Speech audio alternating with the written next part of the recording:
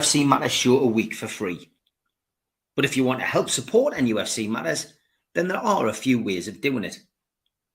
Hit the like button on each live broadcast and video. This helps the channel grow. Hit the subscribe button and select the all notifications bell so you don't miss a single show.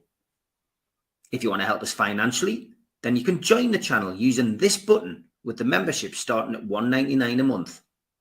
Or you can drop us a donation in the chat using a super sticker. We're also looking for sponsors. If you'd like your brand advertised on the flyers for the show and featured during the ad break, then email john@nufcmatters.com to arrange to.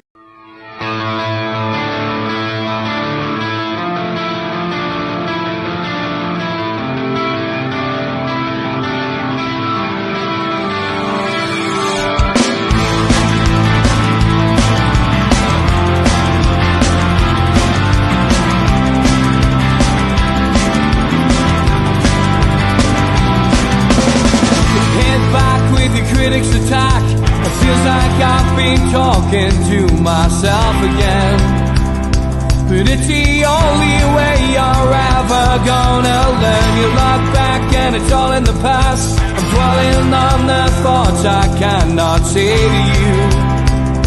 If I don't say the words, then maybe it's not true.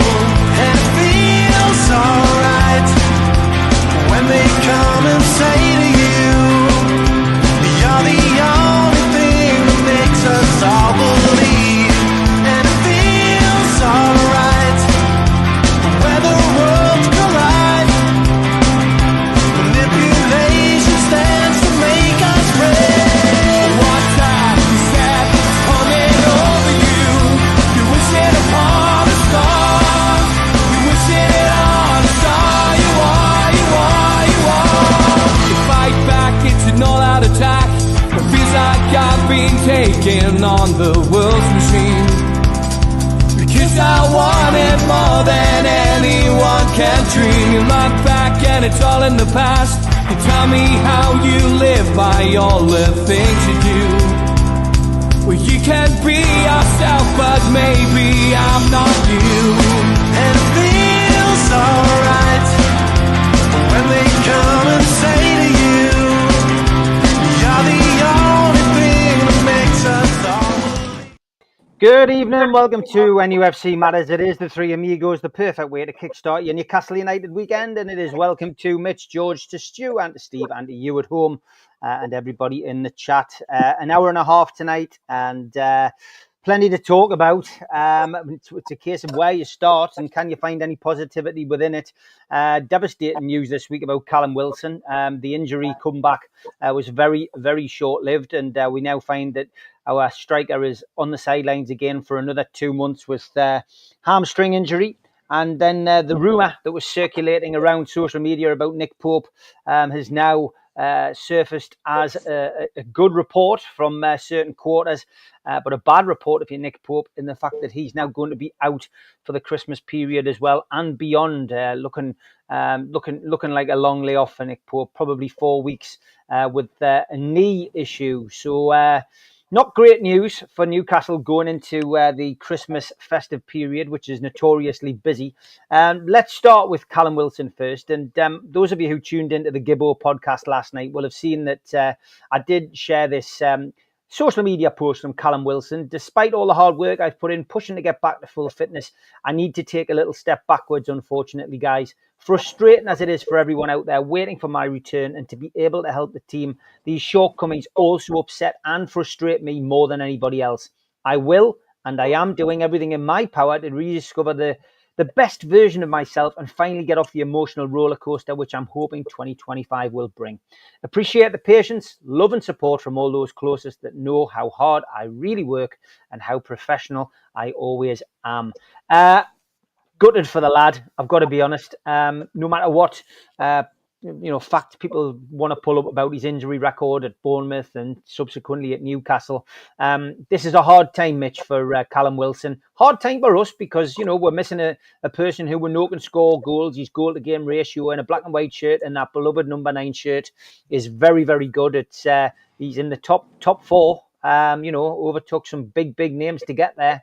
But sadly, Father Time's catching up with Callum Wilson. We've talked about Callum earlier this season as well. And I have to say, the kind of mental toughness he must need to crack on through this must be huge. I don't think... actually, no. I tell you what I do think. I do think the response on social media by some people with big platforms, by some people who the club blow smoke up their arse, has been horrendous. Absolutely horrendous.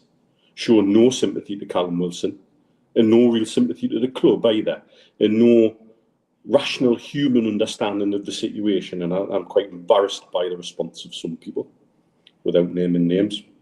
But I think it's a disgrace. Callum Wilson doesn't go out of his way to get injured. Callum Wilson isn't trying very hard to be anything other than not injured and doing what he loves, which is playing football and scoring goals. It's very, very difficult for my medical brain not to start to ask why, what's going on. There's a bigger picture that I genuinely don't think we're understanding, because I suspect from a medical point of view there might well be underlying conditions. That's what my initial thinking is there something going on there that we're not aware of? Because all of his injuries seem to happen while he's in training and while he's sort of not playing. It's while he's coming back into full playing, while he's training in the background. I don't remember him pulling up in a game, holding his hamstring or going down with a calf injury in a game.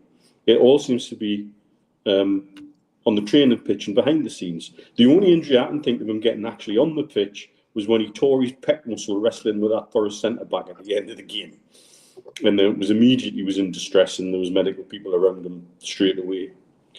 I have to feel for him. It puts the club, obviously, because we've hung our hat on having him fit, it puts us back where we were. Perhaps a couple of months in, Osula may be more ready, and I think Eddie's hinted at that in his press conference, that he would have no qualms because of the work they've been doing with Will Osula behind the scenes. But I mean, it's just a terrible situation all around. It's exceptionally frustrating. Of course, it's frustrating for us as fans, but that frustration shouldn't, in my opinion, come out as sort of crass one-liners for clout and clicks on social media. There's no absolute, understanding of the human situation in there, which we've got a player who, as Barry rightly says, when he's fit, he's unbelievable. His record's unbelievable, and he makes a difference. As a centre-back, I would hate to mark Callum Wilson. He's touchy-feely, he smiles in your face. If you kick him, he'd probably kick you back just as hard and smile in your face. And very, very difficult. And he's obviously a big personality in the dressing room. Lots of people look up to him. And so getting to the bottom of what's going on, I mean, again, Howe's touched on this in the press conference. He talked about Callum actually paying for tests and investigations himself outside of what the club was doing for him.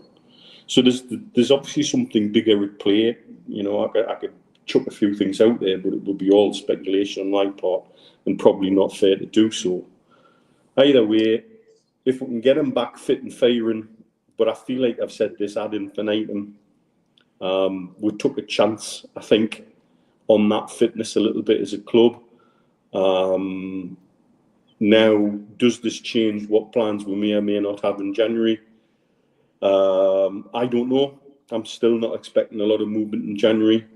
But I think going forward, I think it does change the perspective on what may happen come the end of the season, particularly with him coming at the end of his contract.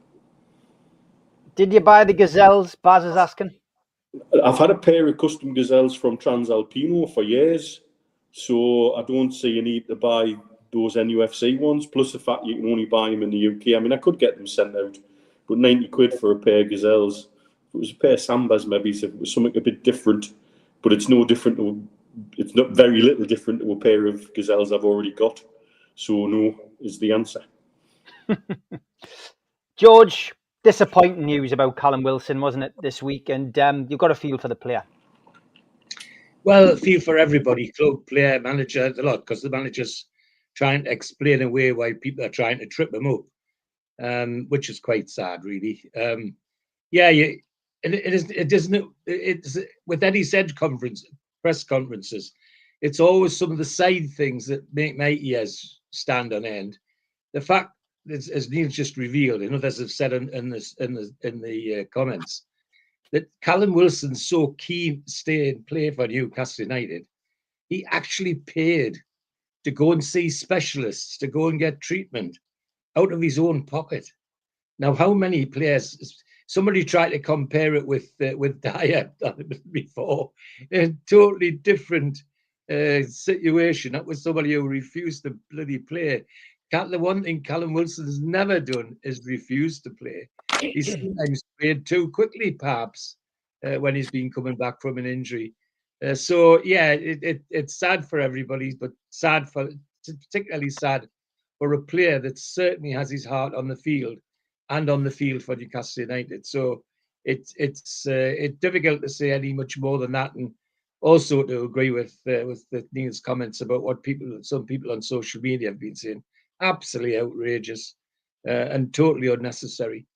And as regards his performance, well, in terms of the Premier League, my understanding is in terms of stats, there's only Harry Kane comes anywhere near him for goals per game in the Premiership. It just he hasn't been on the field enough, poor soul, to make to take that forward. Otherwise, he's top notch. You know, he rightly is an England centre forward when he's fitting on his game. So it's a terribly sad situation, one which I'd hope for the players' sake as much as our sake, he comes out of in 8 weeks' time ready to do battle again, because there's still going to be work to do for him when we get to that stage. I'm sure we'll still be looking to pick up points and so on. So it just absolutely couldn't make it up, as they say, in terms of a tragedy for him and for the football club. And the other thing that it was nice to hear about was how is cosseting and nurturing Osula. You know, he said today that there were some days after training that he's out there on his own with five coaches helping him to develop his game, and how pleased they are, how willingly he learns and all that sort of thing. Well, I've got a feeling when the chance comes and he gets on, he might surprise everybody. And I hope he does, because he's big, he's fast, he's got a shot in either foot. That is another side of what we've got at Newcastle with this coaching system that he's set up that I absolutely find fascinating, that the individual player is getting the opportunity to learn his skill, to take his game forward, and that will ultimately reflect on the team. So all those little things that come out of Eddie's press conference, I enjoy very much. But there was nothing to enjoy about the Callum Wilson saga, other than the fact that how he revealed it, how Wilson's so keen to get back into the squad and onto the team, that he actually pays for things himself. I can't remember many professional footballers paying for anything the other way for some of them. But terribly sad, Steve, and I'm glad you've covered it. It's the right thing to do, I think. Stu, welcome along. No professionals for the next couple of weeks, so Stu making an appearance again tonight. Always welcome, of course. The feeling around, the club, it's a bit of blow, isn't it? Because he's worked so hard to get back to where he wanted to get to. And we'd seen fleeting glimpses of him. He made some substitute appearances, and we were just guessing he was finding his feet. But huge setback for him and for us. It's very sad news.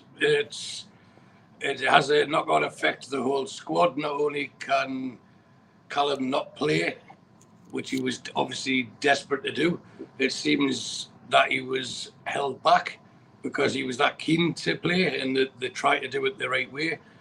But the knock-on effect comes to leave Isaac isolated. And again, I've seen a comment there which I wholeheartedly agree with. You know, the PSR is a real baddie in this. But for me, something that Mitch led with and George commented on as well, it's a reflection of our fan base, especially on social media. The fickleness of some epitomizes and reflects badly on certain quarters. And it seems to me that loyalty is only a one-way street. You know, so we'll support you evermore, as the song goes, but only when you're playing. But when you need help, we're not there for you. I mean, how does that work? You know, if he needs help at any time, it's not when he's on the pitch scoring goals on a regular basis. It's when he's going through this mental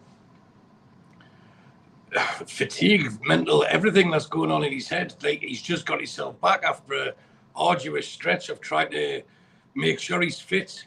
And I even seen some people saying, isn't it convenient that he's injuries for 2 months, which means that he won't get transferred in January?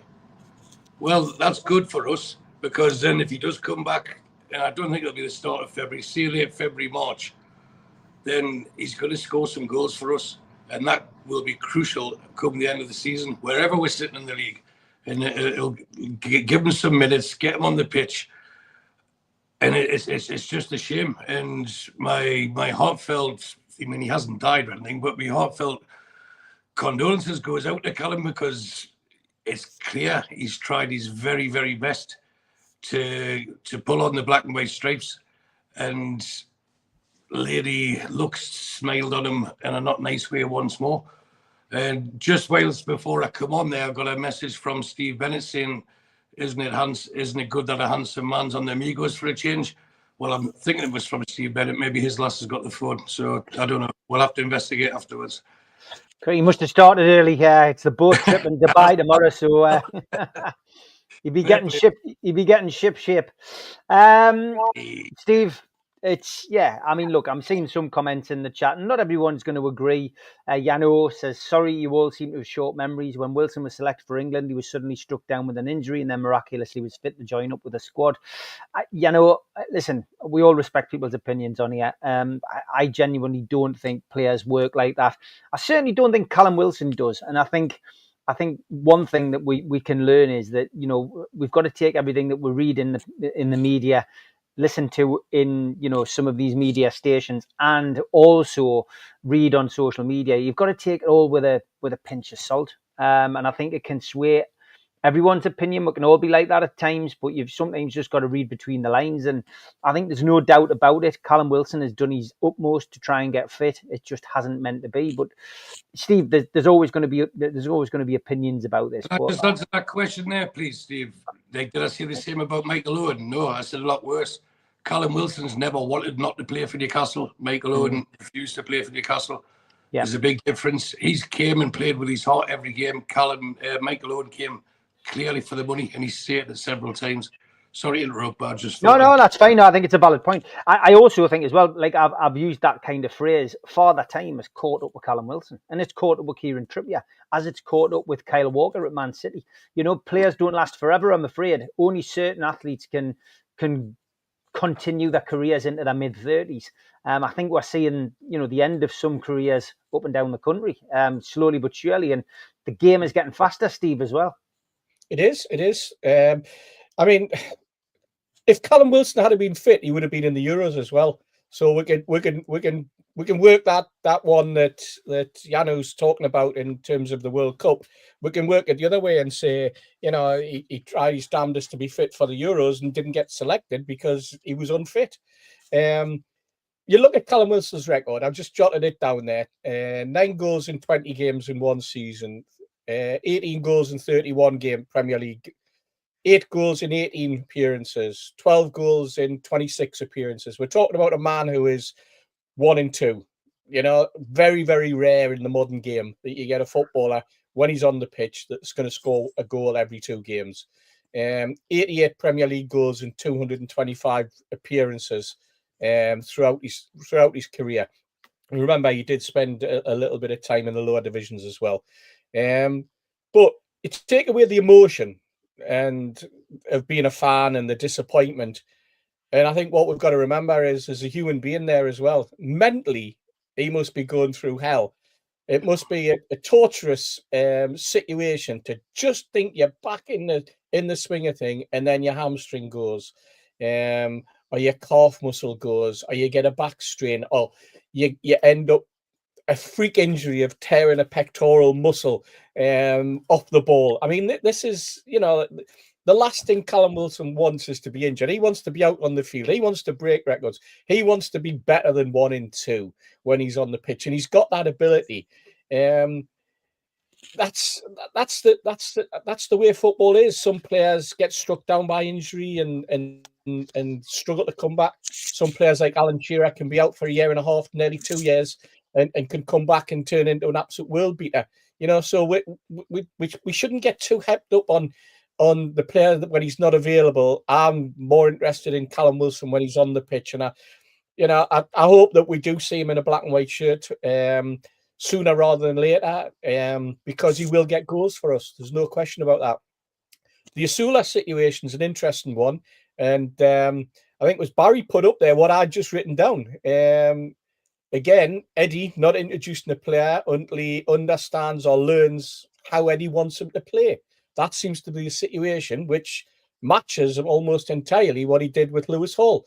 He threw Livramento straight in, but with Lewis Hall, he waited and waited and waited. And let's face it, there were among our fan base people who were convinced that Lewis Hall wasn't good enough. That's why Eddie wasn't playing him. Eddie wanted rid of him.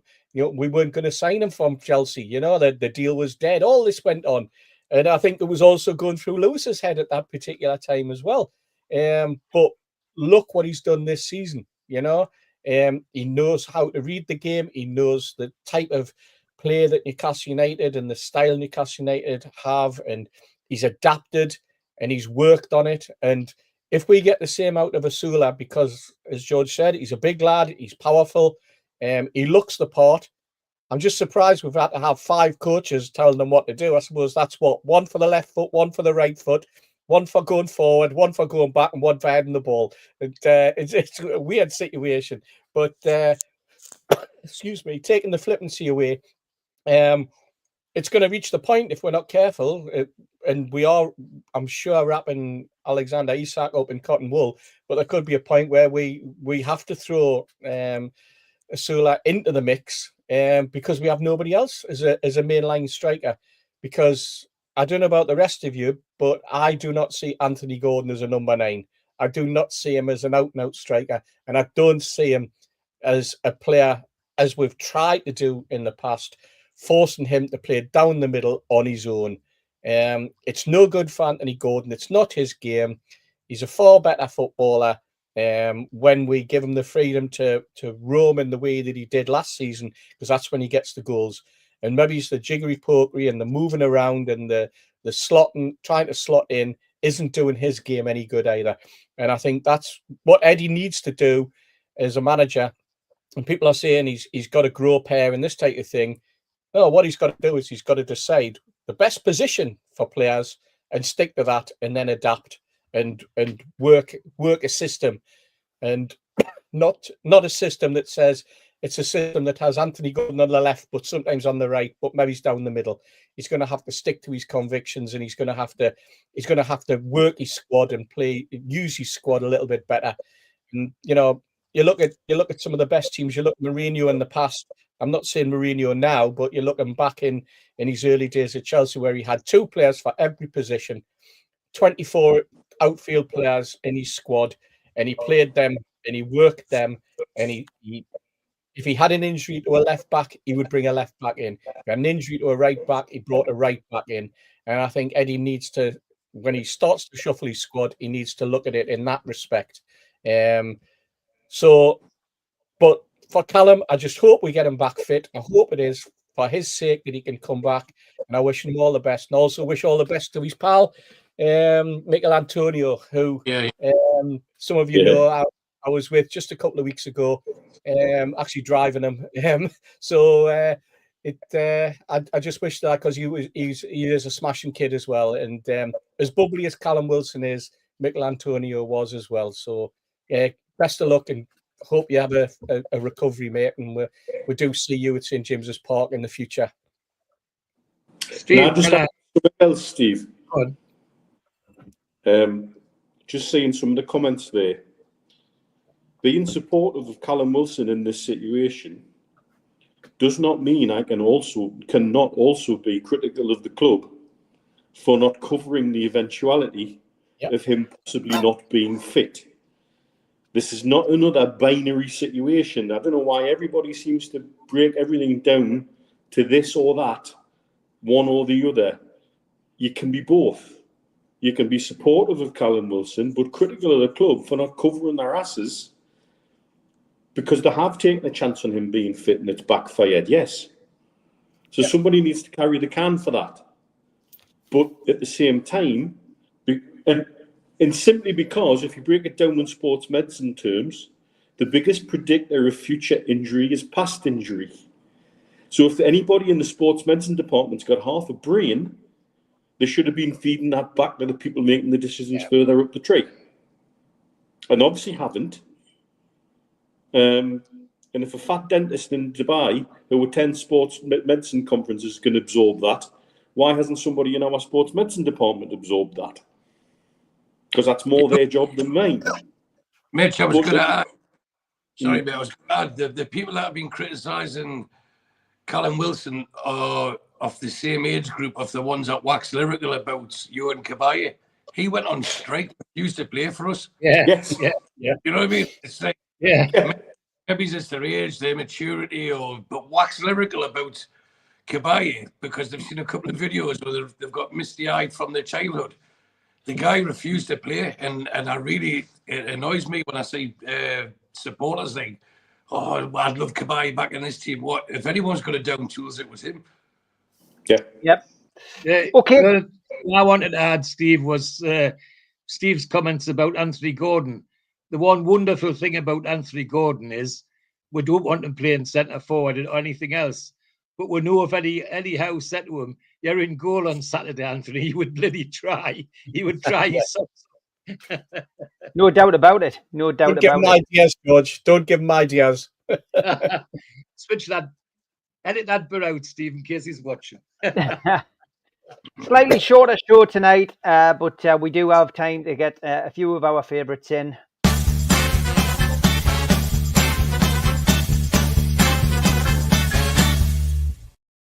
Next week's going to be the last week for Lookalikes. I am moving it on. No more Lookalikes. We are going to have the new section, a section which we've had in a previous programme, My First Tune Match. And we're going to ask you to send in your first tune match. Mark Byers has already got his in. I'm looking for a little bit of info, though. So for me personally, email it to us, nufcmatters1892@gmail.com. If you've got a photograph of your first game, that would be great. But that's the official email address for us now, nufcmatters1892@gmail.com. My first match. Send us a photograph of it if you can, and we will feature it. So next week is the last of the Lookalikes. Make sure next week's a good one. Here we've got Steve Hasty, bottom left, looking at looking a bit like Albert Einstein. And I'm sure we might have a few of these next week, Steve. For Steve and the strawberry after the match. Looks like a defeat, that one, Steve. This one from Gary Scott, Nicki Minaj and He-Man. Clever. Very good. And Jokan Phoenix from Gladiator and Matthew Horn from Gavin and Stacey. Yeah. Right. Steve McManaman and Curly Watts, Kevin Kennedy, the actor. Brilliant, that. They've got the same suit on. And Tom Dixon sent Young, Aguero and Felix. Oh, interesting. And Tom Dixon also sent Mbappe and Dida, which I think we've had before. That's still good. It's still good. Toskvig and Cruz, separated at birth rather than a lookalike, I think. And brothers from a different mother. Bless the Ben. Bless the Ben. Thank you to Ian Hull for this. Greg Wallace and Rod Stewart lookalike. And 100% Mags, actor Andy Serkis and wrestler Finn Balor. And the winner this week is this one, Ben Porter, Ben Foster and Danny Miller from Emmerdale. Very good, that, Ben. Well done, mate. You've won. Who's going to win next week? Well, it's up to you guys. Make sure they're the good ones for next week. And that will be, as I say, our final lookalike, not just for the year, but for the show. Get them in, send them to our email or at our Facebook group or Facebook page or at Steve Wraith on X.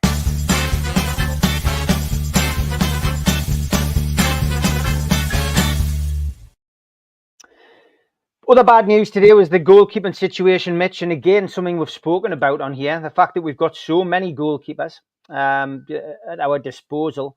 Nick Pope ruled out of the Christmas fixture, is going to be out for 4 weeks with a knee injury. Rather than concentrating on the injury situation, who would you see coming in now for this busy Christmas period and the time that Nick Pope's out? Is it going to be Dubravka, or do you think we'll see the Greek? Do you think we'll see John Ruddy in nets? Who's it going to be? I think the Greek. I think the Greek. I think you'll go with him. His performances with Greece were decent in the Nations League. Yeah. I think he's better with his feet than Dubravka, and I think that's one of the priorities. I think I'll be very, very interested to see who he actually goes with. I'd certainly rather him go with the Greek personally than Dubravka, simply because I don't know where Dubravka's heart and mind are at. Whereas I think the Greek lad will come in with feeling like he's got something to prove. And he's no mug. He's a Greek international goalkeeper, number one choice still. He's done time at Champions League playing teams. And by all accounts has always done himself quite well. I find it very odd that he was displaced at Forest by Matt Sells, but some players fit at a club and some don't sometimes. So I think, I think I'd like to see the Greek lad give it a go. Okay, George. Ditto. I was in my mind that Odysseus would be first in line. Although I've got a sneaking fancy there's those in the background who played it safe will opt for Dubravka. But I'd like to see the Greek lad get a shot. And having deliberately looked at some of his play for Greece and when he was in Greece, he's a good goalkeeper and much better with his feet than some of the ones that we've got now. In fact, I'd hazard to say better with his feet than bloody Nick Pope is at the moment. Let's give him a shot. Neil's also right about where Dubravka's mind and heart is at the moment. You don't get any sense of confidence that he's where he was when the number one shirt was his, and that's important because at goalkeeping you get one chance. You can be a centre forward and miss 6 and score 1 and you're a hero. With a goalkeeper you get one chance and it's gone. So you want somebody in who's going to give it everything.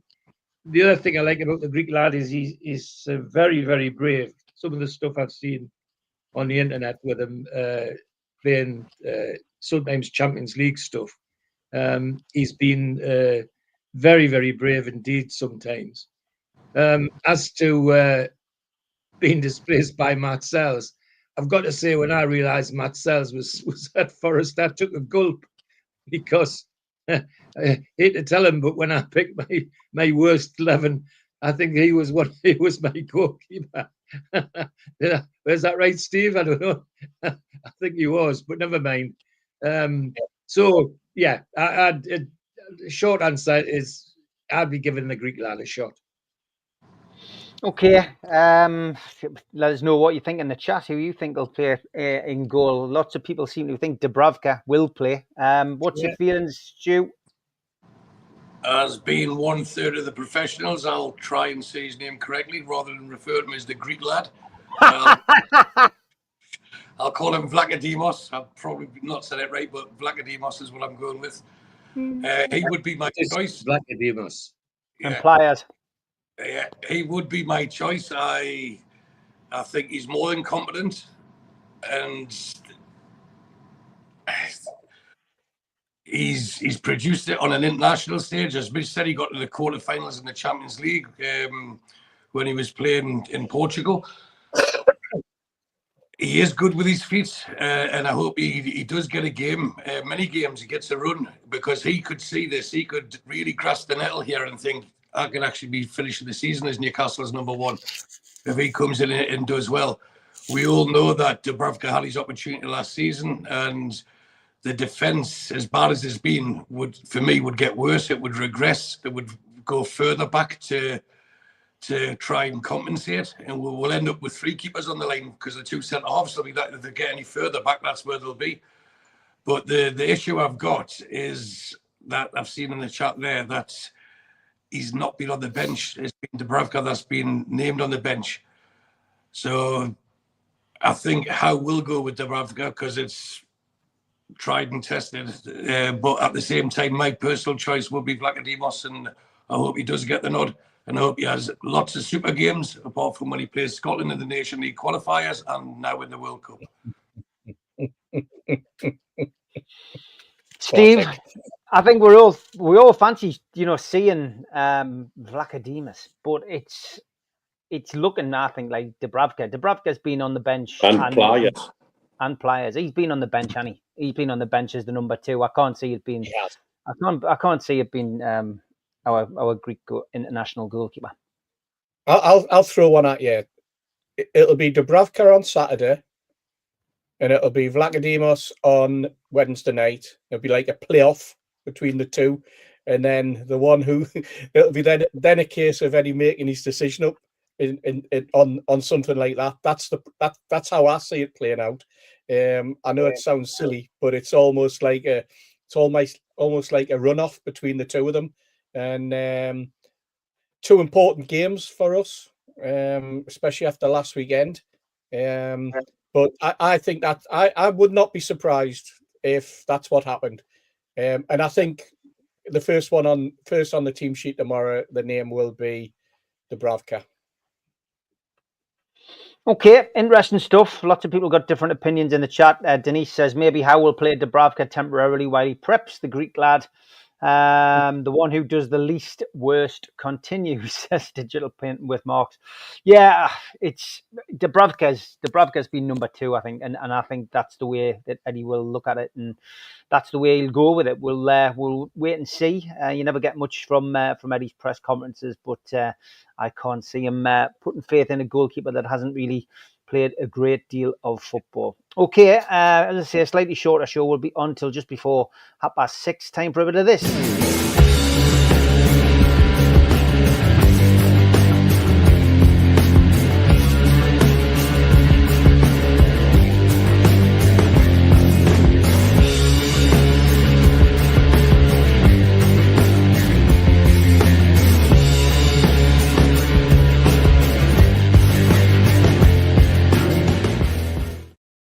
The day I met, where we ask you to send in photographs of you meeting somebody from Newcastle United, past or present.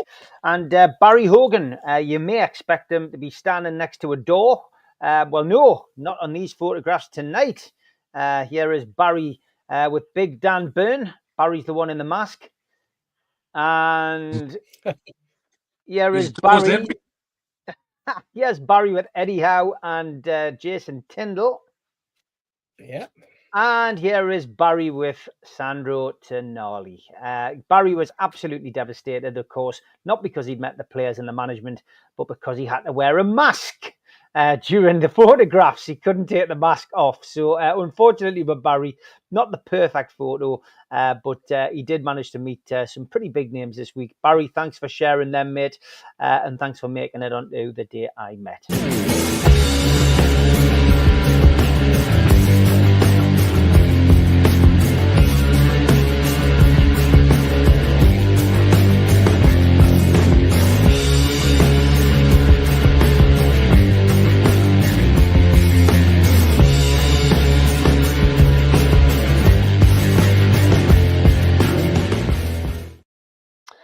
And we haven't spoke about tickets for a while, lads. This caught my eye this week. Tout banned. Newcastle have now banned 43 season ticket holders or members who have sold on tickets for home matches on third-party websites. The club and the Fan Advisory Board are keen for the numbers to be known, acting as a deterrent to others. Newcastle staff had noted some tickets being resold for as much as £400. There are also currently 750 ongoing cases from last season where supporters have been monitored for ticket touting, while a massive 52,000 bot attacks from SeatGeek have been identified and prevented. What do you make of that, Mitch? I think you trace the root of this back to when Ashley gave 10,000 tickets away. And I think you'll find many people took an advantage of that. Not just our own fans, but people linked with ticket sites, because that was a very easy and cheap way to get their hands on tickets at Newcastle United, even though we weren't necessarily a premium draw. We were still Premier League football, a way to make a bit of money with tickets that were easy to pass on and easy to sell. And they've probably made hay while the sun shone since the takeover. And so, quite rightly, things like that need investigated. Anything that's out of the ordinary. What rattles me more than anything else, the club have been told for ages that this was happening. Supporters have told the club for ages this was happening.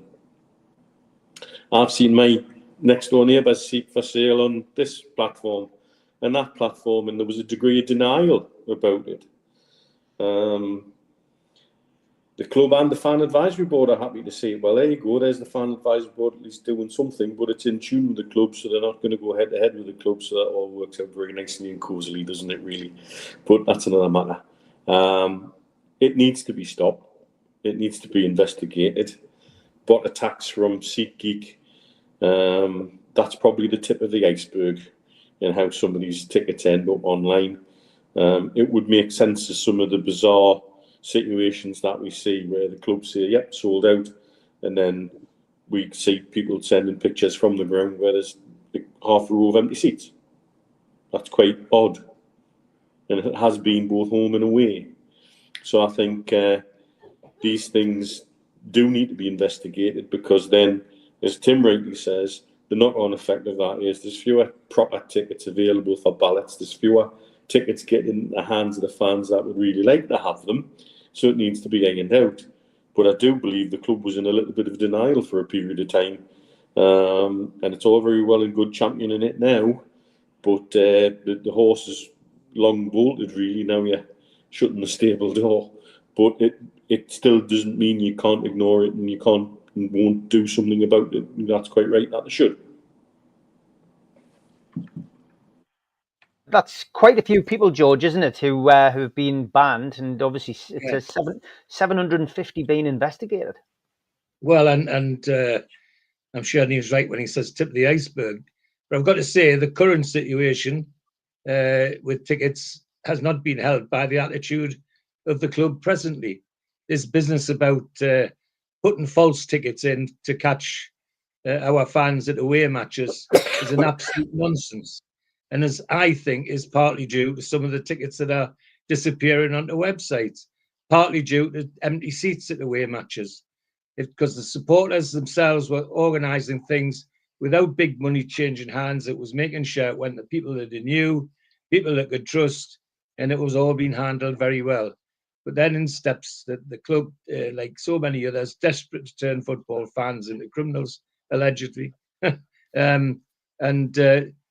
I actually think, well, I've said it on here at opening lines before, this business about them putting fake tickets in for people to pick up and then making them go to the office to get the real ticket, I actually think that's illegal.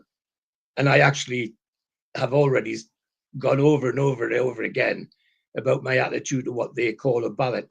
It's not a bloody ballot. It couldn't legally stand up as a ballot because nobody checks it.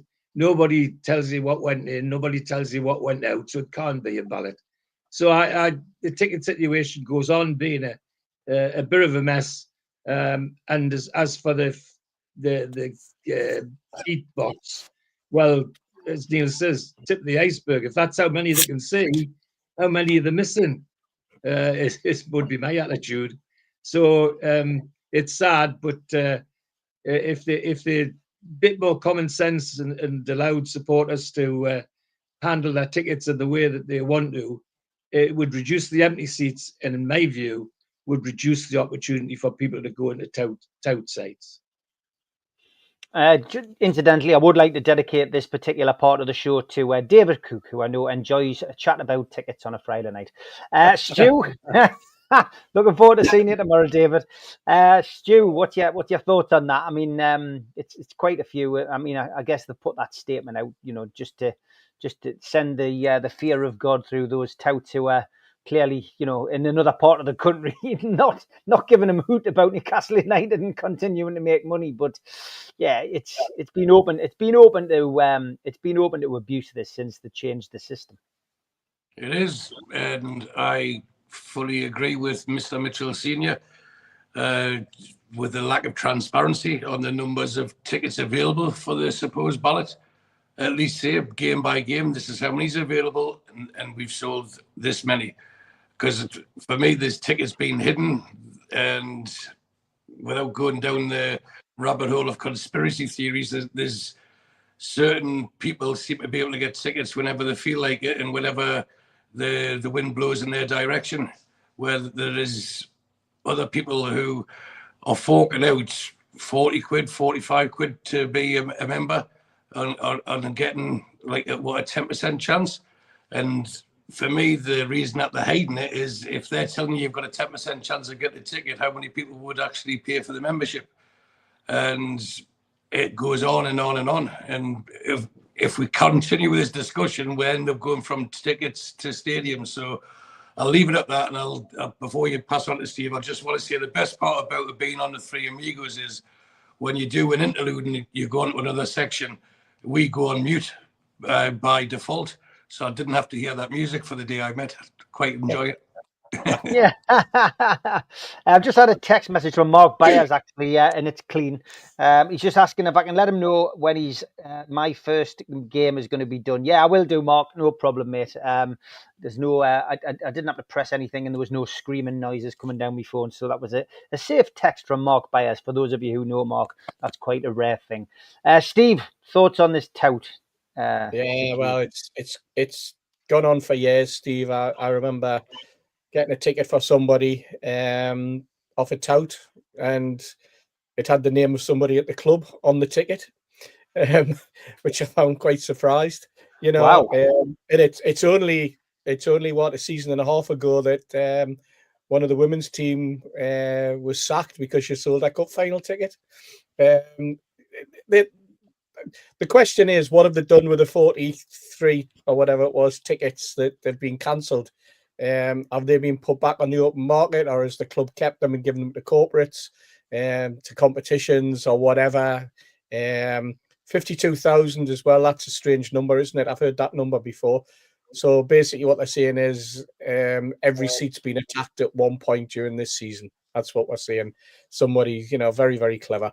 But I think that the reason why the fans advisory board want to know is because they want the rest of the fan base to know, and that's all they've done. And they've just pushed the club down a path, and it's very, very convenient for the club to keep hammering home, because the real issue regarding tickets isn't, for my mind, the home tickets. It's a shambolic way that they do the away tickets. And please, football club, Newcastle United, start listening to Newcastle United supporters club lads, the lads who are on the ground, the lads who go home and away, the lads who know how the system operates, the lads that are desperate to talk to you about, and you seem unable or incapable or unwilling to chat to about ticketing. Speak to those guys. That's, listening to me is pointless. I don't go to away games anymore. But there are plenty of people out there who know what the real situation is with regards to tickets. Listen to those guys, take heed of them, understand, and get a grasp of what they're saying.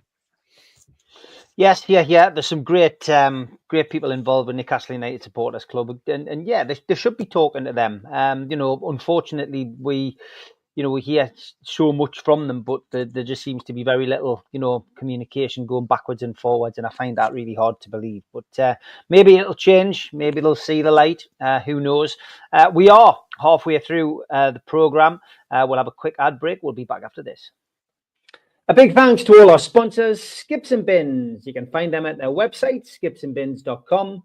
Contact them by email, www.skipsandbins.com/contact. Say hello to low-cost waste disposal with pay-as-you-go and contract waste management. A big thanks to Mr. Vicky's Sauces, handmade in Cumbria. You can find them at their website, mrvickys.co.uk. Email info@mrvickys.co.uk. or telephone 01768 210 102. Thanks to United Group Travel, our fanzine sponsors. There are no strangers on our tours, just friends you haven't met yet. 2024 tours, 2 crew driver and courier, local family company, 3-star plus quality hotels and no interchanges. All excursions included. Their website, unitedgrouptravel.com. Email beverly.ugtl@gmail.com.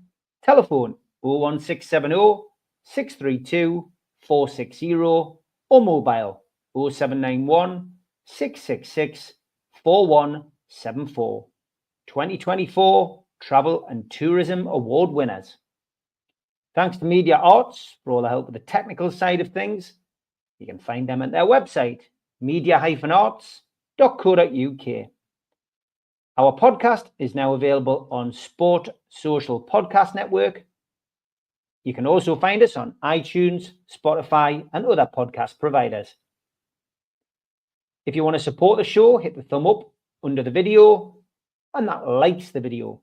Click share to share to your other social media, and hit the subscribe button. We do 7 shows a week. Or hit the join button if you want to financially support us. It costs $1.99 a month. Some dates for your diary. The NUFC Matters Christmas party is in aid of Newcastle Dog and Cat Shelter. Tickets £10 from newcastlelegends.com. The event takes place Saturday, 28th of December, 7 till 11 at the Tyneside Irish Centre. The Longstands are making a reunion in aid of Newcastle Dog and Cat Shelter Saturday, January the 4th at the Clooney. Tickets are £15 from the Clooney venue or newcastlelegends.com. Peter Beardsley will be at the Tyneside Irish Centre on January the 10th. Tickets available from Woucher or from newcastlelegends.com. And an evening with the Entertainers, 24th of January. Box office number 0191 243 1171 or website Tyne Theatre and Opera House.uk. The Lee Clark event is now taking place at the Tyneside Irish Centre on the 31st of January. Tickets available from Woucher. And an afternoon with Sir Les Ferdinand takes place the 6th of April 2025, 12 till 4 at the O2 City Hall in Newcastle. Tickets for that from ticketmaster.co.uk.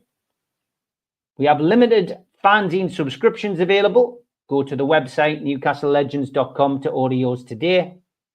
And Will Scott's book is also available from the same website, as well as the Backpage Shop, Waterstones, and WH Smith's. And if you are intending to come to the Christmas party, can you please buy your tickets in the next 7 days? We do need an idea on numbers for that. So if you're hanging back, it is only 2 weeks away, 2 weeks tomorrow, in fact. So please buy your tickets for that. Ideally, we do need at least 25 to make that worth while going ahead. And ticket sales have been great for the other events, but not so much for that one. Probably a bit of a dodgy day, maybe. It's in between Christmas and New Year. But if people want to come to that, if you can buy your tickets ASAP for that one, newcastlelegends.com. Nobby Solano, of course, is our main guest at that event.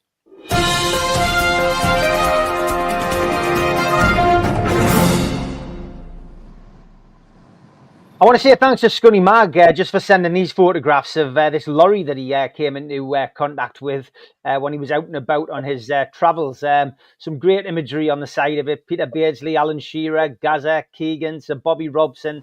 Got a few great photos of it, and Scunny Mag himself. And on the flip side, we've got a couple of the modern day players as well, along with Eddie Howe. We've got Alexander Isak, Kieran Trippier, Bruno Guimaraes, and Joe Ellington as well. So thanks for taking the time to take the photographs, Paul. And Talk of the Toon is the name of the band. So if you see him, I'm sure you'll not miss him anyway. Fantastic, that great stuff. Anyway, on to the tweets of the week this week. Some great stuff in shops building up to Christmas. Some pork inverted rectum. Sounds like something off I'm a Celebrity, to be honest. And Steve Middleman sent us this unfortunate advertising practice. Next to the crematorium, you can get a McCrispy. Oh, dear me, how. Somebody sent us this in. They wanted to remain anonymous. They sent it in for George. There you go, George. A bit of vandalism for George there. And somebody asking the DPD driver if he's stuck. No, I'm delivering a bridge, he says. If you've ever wanted to know what happens when you reject cookies, lads, here it is. And great news. They want Roger Melly to do MasterChef now. Thank you, Ian. Two good photographs taken here. The dog underneath the car. I do like that. And this one as well, this woman who now looks like a horse. Very good, man. Thank you for sending those in. When your last job was a taxi driver. Yeah. And Jimmy, thank you for this. He says, can a woman make you a millionaire? Here's Xavier again. Yes, if you are a billionaire. Young lad wins the lottery and finds not one but two girls who love him for his personality. Well done, mate. And Soda Pop Kid, starting a Christmas theme. Great. Dave finished all of his Gandalf dolls. Hey, Danny, how are you coming along with the Bilbos? Yeah. I wonder what I'm getting for Christmas. An Alexa. I laugh too much at that, George, as well. The kids keep laughing about my memory. They won't be laughing at Christmas when there's no eggs under the tree. And Gary sent me this one. Blimey, I didn't even know he'd been unwell. Welcome to the Bury Santa experience. Couple of Star Wars ones into the inbox this week. I like that one. Very clever, Soda Pop Kid. Very clever. You got to be a Star Wars fan to appreciate that one. And here's some out of this world gingerbread. Send me one of those, Gary, please. Send me one of those. I'll have the Death Star. That'll get me through Christmas, mate. Fantastic stuff. Use the fork, Luke. Thank you, David. And someone wants a train set for Christmas. We haven't got any. Send them a replacement bus service instead, says Rudolph. And before you mock kids for believing in Santa, remember there are Sunderland fans who think they're going to get promoted, lads. Yeah. And my wife told me, take 30 quid and buy a Christmas nativity scene. The rest you can spend on beer. And I'm looking for a copy of a book of How to Dig Your Own Grave by Greg Wallace. I'm thinking of giving it to a handful of women of a certain age, says G.R. Hartley. Another Star Wars one, tweet of the week from Jimmy. A very Vader Christmas. Very good. And I was walking past my fridge last night and I thought I heard Two Onions singing a Bee Gees song. But when I opened the door, it was just the chaps talking. Thank you, Stephen. Did you know the Proclaimers were sacked from their jobs as groundsmen at Hibernian Football Club in 1988 because the grass on the pitch was always far too long? The Twins blamed B&Q. They went to Bathgate no more, Linwood no more, Irvine no more, Sky no more. Funny. That was Stu, you didn't like that one. Psycho Killer, qu'est-ce que c'est? Ba, ba, ba, ba, ba, ba, ba, ba, ba, ba. I like it. I love these singing ones. Here's an orchestral man hoovering in the dog. Yeah. And only Star Wars fans will see it. Thank you, Jimmy. Mm. And Keith Richardson, a tweet of the week, a Christmas song from Cliff. Mistletoe and wine. Oh, oh, Tell me a little bit about yourself, says this guy on Facebook. I don't drink, I don't smoke, I don't hang out with women, and I go to bed at 10 o'clock and I get up at 6. I'm quiet and calm. You're perfect for me. But when I get out of prison, everything will change. I love this one as well. Mozilla Firefox. It's based on. And poor Nobby Solano. Tyne and We Are Metro posted this of Nobby getting the Metro for the first time. Paddy Patrick Heenan replied, he's probably been waiting since he last played a game with a tune for the Metro. Brilliant. There was a few other classics instead of, there was Paul Stead. Did he end up on a bus replacement? And Gary McCarthy said, did he go on one of the new trains? Of course not. We're still waiting. Top two this week. Jimmy Moore, you didn't get the winner this week. You came second. The Wizard of Oz. Transported to a surreal landscape, a young girl kills the first person she meets and then teams up with 3 strangers to kill again. And the winner, what's the difference between a chickpea and a lentil, lads? I've never had a lentil on my face. Hey. Thank you very much. oh, yeah. If you've got a tweet of the week, NUFC Matters on Facebook, join the group or like the page or at Steve Wraith on X and we'll fit you in next week.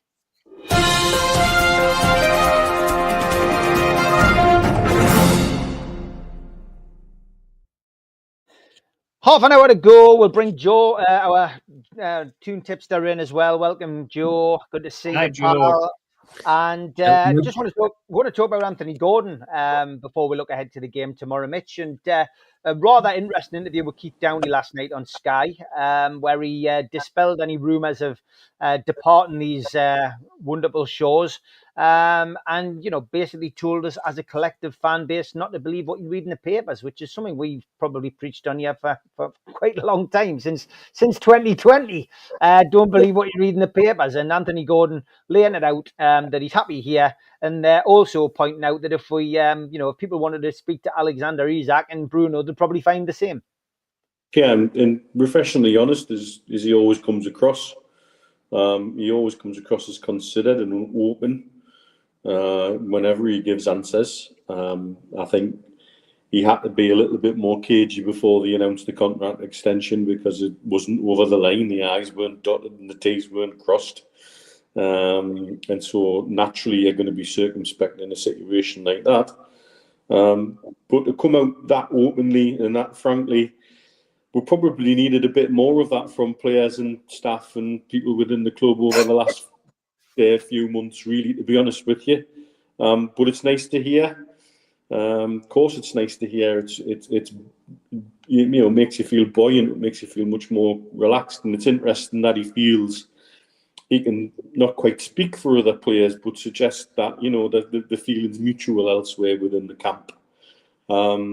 I think that's significant when it comes back to what perception around the club is like about Eddie and the group in general. I think it can only bode well that the intention is there. You can't fault anybody with the right intention, even when the application isn't working out for one reason or another. If it's done with the right intention and with good heart and with the well-being of Newcastle United in mind, you can't fault that. But it are words which I think a lot of people have needed to hear. It's just a shame it's taken this long for them to hear it. George, thoughts on Anthony Gordon? Lots of positivity in the in the chat for Anthony, and of course the winner of Nudsa's Disabled Supporters Player of the Season. Yeah, well, he's absolutely incredible every time he speaks, and not only does he come across as intelligent, but also very sincere. There's no question about that. There's no raising your eyebrows and saying, "Yeah, he's saying that on there, but what's he say off the screen?" I've got no doubt in my mind that that's what he's saying. And as Neil says, he clearly knows what the other players are saying as well, and he's not unhappy to talk about that. So, I go back to my first utter contempt for him and dislike for him. That time he had the fight with Kieran Trippier when he was playing for Everton in the corner of the Gallagher end. And I thought, what a jumping up little so-and-so. Well, that jumping up little so-and-so has grown up into an incredibly intelligent young man. Whether Eddie Howe and his staff have got something to do with that, I don't know. I suspect they have, because, we've just had Brentford, and the last time he was at Brentford and was substituted, he got upset about it. And they've obviously calmed him down and all the rest of it. And the outcome is he's playing for England and thoroughly deserves it. And for me, there's nothing so highlighting and so enriching to hear somebody from another, who's born and bred in another part of the country, selling Newcastle fans, selling Newcastle Football Club. And that's what he was doing very effectively yesterday. So if ever they're short of somebody to speak for the club, they should seriously think about giving it to Anthony Gordon, because for me, he never puts a foot wrong, and it was brilliant. And settles all the rumor and all the rubbish that we've been hearing, just as he did earlier in the year when the rumor was he was going to Liverpool. He couldn't say anything because he was in the midst of contract negotiations, but he soon put it right when he got the opportunity. And the little video he did of doing his celebration for the England goal to satisfy that lovely little girl, that he was going to do what she wanted him to do, that he did it exactly, speaks volumes about the boy, about the lad, what a nice lad he is, and how level-headed, how well-rounded. Can't speak highly enough of Anthony Gordon. And again, as I said earlier, if they asked him to play in goal, I think he probably would. Joe, thoughts on the Anthony Gordon interview? Yeah, it was great, wasn't it? He obviously talks a lot better than he can ride a bike. It was well timed. I thought it was really well timed. I think, I've been reading all week how unhappy Tonali was, and there was more disharmony in the camp, and we were selling all the jewels in the summer, in January, and then we get a lovely story related to Anthony Gordon. And I agree, he's an intelligent lad, he's an articulate lad, he's very much in the mould of Eddie Howe, kind of the way that he talks and the way that he comes across in the media. Kind of want to hear a little bit more from him, and I certainly want to see a little bit more from him on the pitch. And I hope that him coming out and because clearly he's been unsettled. Clearly he's not the Anthony Gordon on the pitch that we saw when he was absolutely terrorising people at the back end of last season. And I just hope now that it's been addressed, he's put it to bed. I'm staying here. I love it here. My mates love it here, and I'll be here for as long as I can be here. I'm enjoying my football. I just hope that he turns up tomorrow now and turns that corner, because he's a fantastic footballer. When he's actually in the groove and when he's in the zone, there can't be many better wingers, in England, when he's flying. So, yeah, let's see him tomorrow. This is the start of it now. If we know he's not going anywhere in January, and he's not going anywhere in the summer, then knuckle down, get on with it, and get back to do what you do the best. Because I think a flying Anthony Gordon makes us a much, much better team. So long may it continue. Stu, it was a great interview. It's not the first time we've heard Anthony Gordon speak, of course. I mean, he's done a couple of podcasts as well. But comes across as a really intelligent guy, and it was good for him to put the rumours to bed and explain what that celebration was all about the other week. Joe used one of the words there that I was going to use, articulate, and he's shown his maturity for the reputation. It just shows you the reputation people get from the media can be so far from the truth. For me, the way he spoke yesterday showed that there's been clear the air talks behind the scenes this week, not just with him, but with the squad, and they had the freedom to speak, the freedom to come out. We had Tonali's agent debunking the idea that he was to leave. I mean, yes, you understand what else are they going to say, but it was refreshingly honest from Gordon, and you could see he was speaking from the heart, and he does love it here. He's now got a child that's a Geordie. He enjoys playing for Newcastle. He's clearly settled in the area, and a happy and settled Anthony Gordon can only be good news for Newcastle United. So I would like to think he was speaking on behalf of the squad, and a lot of them are on a lot better place than where they were. Because if the players get close to the manager's dedication and commitment to the cause, would be much higher up the league than we currently are. So fair play to Anthony Gordon for coming out and just sticking two fingers basically to the gossip and rumours. I'm here. I'm happy to stay here as long as it continue. Steve, thoughts? The press don't make stories up. Not the sports press that we know. Talk to any of them and they'll go out of their way to dig into anything that they receive. They'll get verification. They'll do all their due diligence on a story. If you gave Liam Kennedy a story tomorrow, Liam Kennedy wouldn't print it. Liam Kennedy would go out and he would look for evidence, not the evidence that you provided, but he would dig and he'd start to question and he'd find out before anything would ever go to print. So let's put that one to bed with regards to the press. Let's go back to January 2024. It was our CEO that came out and said every player had a price. Yeah. And then our supporting director left within a matter of weeks. The press then suddenly started to fill columns and columns and columns of stories, of talk of players moving, of contract demands, of release clauses. Gordon, Trippier, Bruno, Joelinton, Tonali, Almiron, Wilson, Isak, Barnes, and now Longstaff. Somebody's briefing them, in my opinion. Somebody is throwing these names out. That's the way that I take all of this. Because as I said, these guys don't make stories up. They hear it from somewhere. They go out and they get clearance to put stories out. They'll double and triple check before anything goes into a newspaper or onto a website. So somebody's briefing them. Somebody's advised them to put it out there. Someone's giving them the nod on the QT that just throw that one out. And for me, because we're speaking of Anthony Gordon, let's take Anthony Gordon. He's a sound guy. He's a smashing footballer. He's come out and he's obviously been unsettled for a long time since the World Cup or the Euros. Unsettled by what went on, unsettled by the way, and we talked about it on here, about the way he was treated by Southgate, about the rumours that were going around that he was moving while he was away with the England squad. All of this unsettled the lad.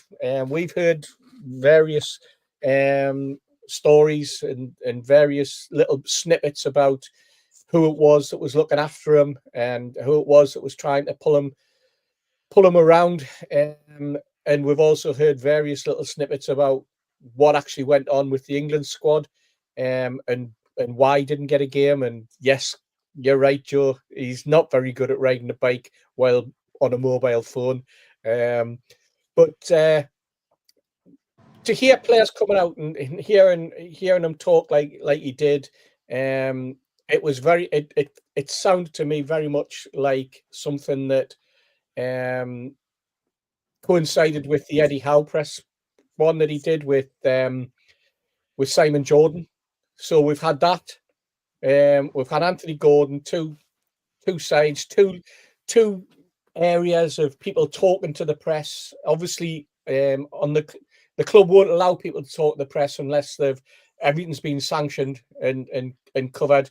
And there's obviously a reason for Eddie wanting to talk, and the reason why Anthony Gordon wants to talk and wants to put things and settle things.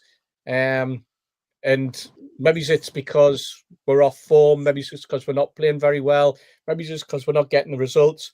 Maybe it's because we're not going to get the signings that we want in January. There's all sorts of things you can throw into the mix. But at the end of the day, Anthony Gordon is our player. He's black and white through and through now. He's got shades of blue in him, and apparently he's got shades of red in him. But as far as I'm concerned, he's our footballer, he's our player. Just don't, Eddie, play him as a number 9.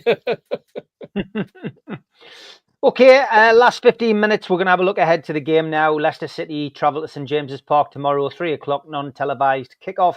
The team news that we got was that Callum Wilson is set for a further period on the sidelines alongside Nick Pope now, who's going to miss out with his knee issue. Sven Botman is training but won't be considered for selection until near the end of December, maybe even into January.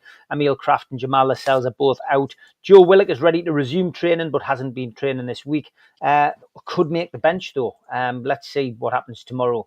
Joe Linton, Fabian Shaw, Sandro Tonali are still walking that disciplinary tightrope, one booking away from serving a one-match ban. The threat lifts after 19 Premier League games. Leicester will be the 16th Premier League game, so 3 more to go.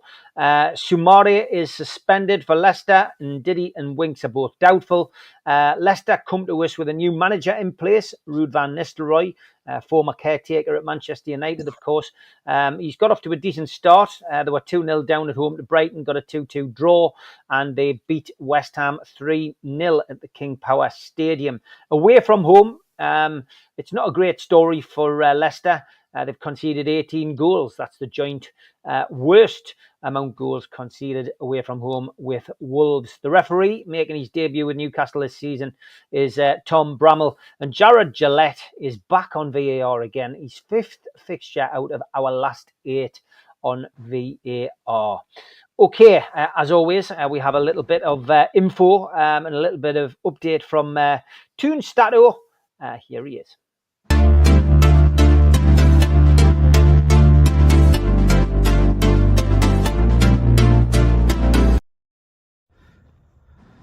Hello everyone, I'm out for a walk with the baby, and what a better time for some stats before the game against Leicester at home on Saturday. Not great results in the last few games for Newcastle. Actually, they shipped 3 goals or more against Liverpool and Brentford, which makes it 10 games in calendar 2024 that Newcastle has shipped more than 3 goals in a game. It's a leaky defense, nothing like what we had in the Champions League season under Eddie Howe. When it comes to Leicester at home, Newcastle has only 1 win in the last 10 years at St James's Park. That famous game when Bruno scored in the last minute after Joe Willock's assist. When it comes to Leicester, actually, they have won 6 games at St James's Park, the most against any opposition in the Premier League.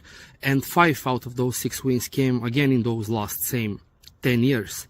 Jamie Vardy, by the way, has scored in many games at St James's Park, and he has 9 goal involvement so far, 6 goals and 3 assists. If he does one more, either goal or assist tomorrow, he'll rank next to some legends like Teddy Sheringham, Cristiano Ronaldo, Ryan Giggs, and a certain Gary Speed, of players above 37 years age in the Premier League with 10 or more goal involvements.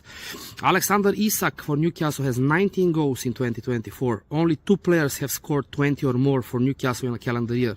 Alan Shearer in 1999 and 2002, and certainly Andy Cole back in 1994.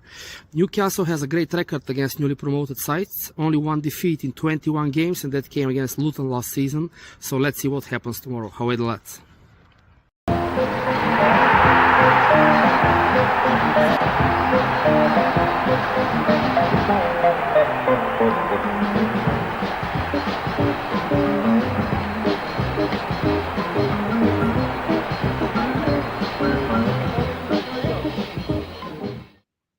Joseph, over to you.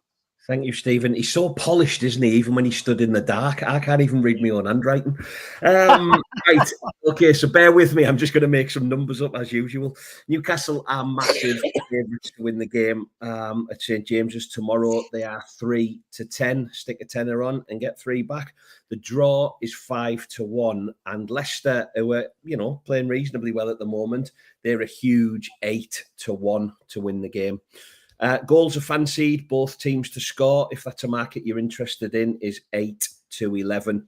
Alex Isak, like he is every week, is favourite to score any time in the game, and that's well under evens tomorrow. So if you think Isak will score, you're probably better off putting him to score 2 or 3 goals if we're that lucky. Anthony Gordon, we just talked about, he's 6-5. And Bruno and Sandro are both 4-1. Big Dan Burn is 15-2. Jamie Vardy, I think he's about 48 years old now. He's banging the goals in again, and he is just over 3-1 to score. Jordan Ayew 4-1 to score for Leicester. 1-0 Newcastle, 10-1. 2-0, 15-2. 2-1 is the same price. 3-0 is 9-1. And Stewie, you can have 10-1 tomorrow. Ones each is 11-1, and a 1-0 defeat is 28-1. And if you think we'll get beat 2-1, you can have 22-1 for that. In terms of those yellow cards that you've just talked about, Steve, Joe Linton and Fabian Schär are just over 2-1 to get booked. Sandro Tonali is 7-4 to get booked. If you think there'll be a red card in the game, that is coming in at 15-8. You can also, just as a matter of interest, I quite fancy all home wins in the Premier League tomorrow. And if you think everyone will win at home, you can get 10-1. But that does mean that Nottingham Forest will have to beat Aston Villa. So as usual, go careful with your money. Don't just give it away. But let's get it on Newcastle tomorrow because we need 3 points. Thank you, Stephen. Well said, mate. Well said. Mitch, over to you for your prediction for tomorrow's game. I've already given my prediction on yesterday's show with Gibbo. I'm going for a rather entertaining 2-2 draw.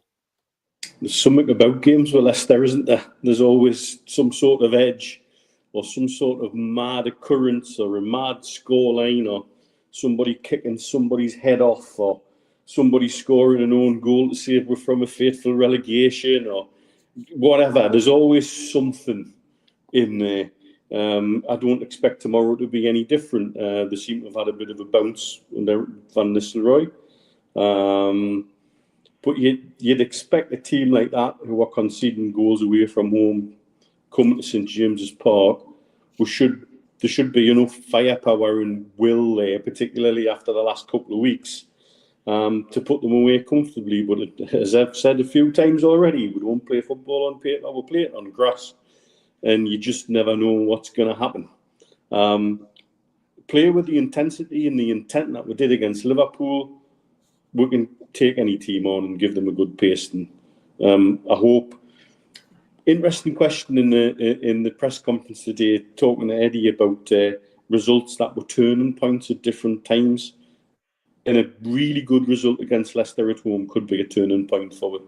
And that's what I would like to see. Dice. The dice says 2-1. Mm-hmm. To Newcastle. And you? I think 3-1. Okay, George, are you as positive? Yes. But I always. No, I think we'll win it 3-0.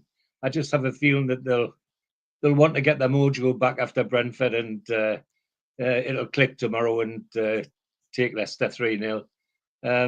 But the lads are right. Leicester's always an interesting game. Always something happens, lots of goals or all sorts of strange things happen. Well, the strange thing I want to happen is a 3-0 win. Okay. Wow. I think I'm quite negative compared to everybody else. Joe, what about you? Roger, 7-1 is 100-1, and David, 8-0 is 125-1. So there's positivity for you, George. Get some money on that. Yeah. What do I think? Do you know what? The way I'm feeling at the minute, I'll take 1-0. Yeah, there's usually loads of action and loads of great stuff happening in the games against Leicester. At the minute, I'd take 3 points. But I will go with 2-0. I think it'll be a comfortable 2-0 victory. Hopefully no drama, hopefully no yellow cards, no injuries, and I'll go home a happy lad. 2-0. Stu always goes 3-1. Any advance on 3-1, Stu? Yeah. What I want to talk about was the frustration word that's been a common theme over this season, or its many variants. Because there's, for me, the underlying factor in all the frustration this season, that it's been the players' performance levels haven't been as high as they've previously been. The way they set up it, and for it to be successful, all of its components need to be operating at their best levels. They're not. We know, because we've seen them do better. we need that collectiveness again. And I think with Gordon speaking the way he has, it shows that there's strides in the right direction. I want to see the players leave the pitch drained like they did in that Champions League qualification season, not leaving the pitch with regrets. And if they do this, the results and the performances will follow and they'll improve quickly and we'll go up the league. And the most frustrating part from, I think, for most fans is we know the ability's there. That's never been doubted. It's the willingness to do it that's been questioned. So, of course, I've backed 3-1. But I said at the very end of Geordie's Here, Geordie's There on Wednesday, I think we'll win by 3 clear goals. So then I started looking at it and I'm thinking, right, the Heat always does 5-1 and I'd always do 3-1. So I'm going to have a bet on Heat's 5-1. But if you're a betting man or betting person, sorry, should I say, watching this channel, if I've said 3-1, the Heat says 5-1, get your money on 4-1. Steve? Line-up wise, I think, as I said earlier, I think Dubravka will play, and I'm anticipating Trippier coming back in to tighten up that defence at the price of Livramento with Byrne, Shaw and Hall. Isak and Gordon up front, and the conundrum is who do you play in midfield? And I would certainly bring Tonali back in. Bruno would be playing for me. I'd also bring Longstaff in. He was probably the only midfielder that did much last week. And then the spin-up coin is between a very, very out-of-form Joe Linton, Murphy, and Barnes. And you know what? I would try something different. I'd go with 4-4-2 and I'd have that left side as tight as I can get with Hall, Barnes and Gordon marauding down that side. And I just think that Barnes would come in. One of the reasons also I would have Barnes in, it's against Leicester, his old club. And I'm going to go for a 2-0 win with that lineup. And if it's not that lineup, we'll probably get beat 4-1. Great show tonight. 800 watching live, 400 on Twitter. So thank you very much for joining us. Get over onto YouTube, search NUFC Matters. Hit the subscribe button. It's free. We do 7 shows a week. Tomorrow in the morning, 9:30, 3's a Crowd, the North East Football Podcast. Sunday night, no professionals. Christmas is here and lots of things going on. Lots of us are on different nights out, etc. So we're going to have, as always, having a bit of time off. But Sunday night, Joe Allen has pre-recorded his show with Kevin Carr. It's a great show. Kevin Carr and Joe talking about Kevin's career at Newcastle United. I am back Monday with the Fans Forum, though, live 6 o'clock on Monday night. See you all then. Have a good weekend. And as we always say, don't let the football spoil it. Take care, everybody. Cheers, Good night, everyone. everybody. Thanks for watching.